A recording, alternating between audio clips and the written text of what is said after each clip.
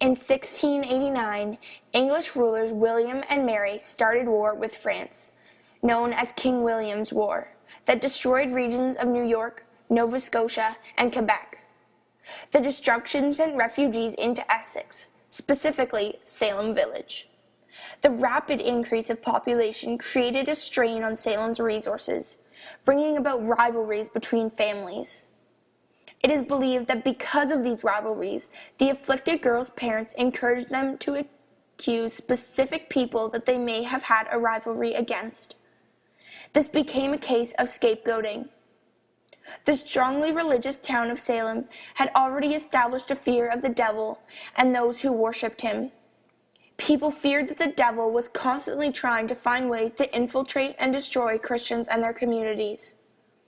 This fear, combined with a trigger, is often what led to scapegoating. The colonies of Massachusetts had convicted witches before, but no one had ever testified the allegations to be true. Salem's trigger arose when Tituba, one of the women accused in Salem of being a witch, confessed that Sarah Good, Sarah Osborne, and she were working for the devil. Tituba's confession reinforced Salem's underlying fear, causing panic through the county and starting the massive witch hunt and trials we today know as the Salem witch trials.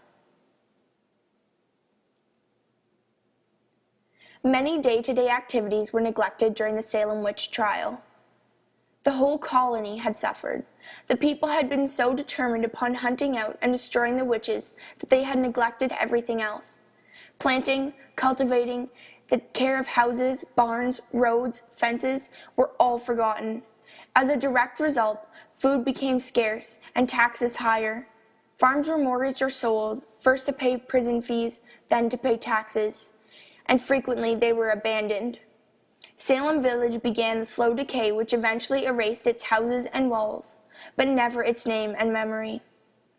It was only then that many of the townspeople realized what they had contributed to and began to feel ashamed and remorseful.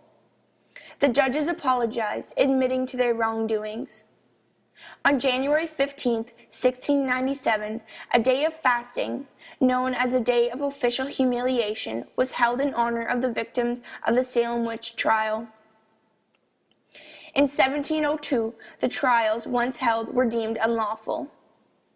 One of the afflicted girls, Anne Putnam Jr., delivered a public apology in 1706, and by 1711 a bill restoring the names of the accused was passed, and a total of £600 was given to heirs of the victims. November of 1991, the county announced a plan for the Salem Witch Trial Memorial, and in August 1992, on the 3-year anniversary of the Salem Witch Trials, the finished memorial was unveiled. Finally, in 1957, the state issued an official and formal apology to all of those who had been wronged during the Salem Witch Trials of 1692.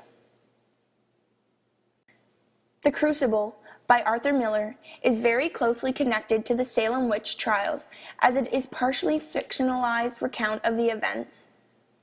Many of the well-known individuals who participated in the Salem witch trials are present in the play as well. John Proctor, in reality, was a local farmer who named the afflicted girl scam artist, and therefore his entire family was accused of witchcraft, including his wife. John, in the play, takes on the same role of the local farmer, believing the young girl's stories to be fake, earning him his conviction. His wife, Elizabeth Proctor, is also present during the play. During both the non-fictional and fictional trials, Elizabeth was accused and convicted of witchcraft. In both instances, she was let out of captivity as she was carrying child. The afflicted girls of the Salem witch trials also make an appearance in Miller's play. Among them, one of the factual afflicted girls, Mary Warren. Many other important figures of the real trials emerged throughout the Crucible. Thomas Danforth presided over the Superior Court of Judicature in both reality and imagination. Created using Powtoon.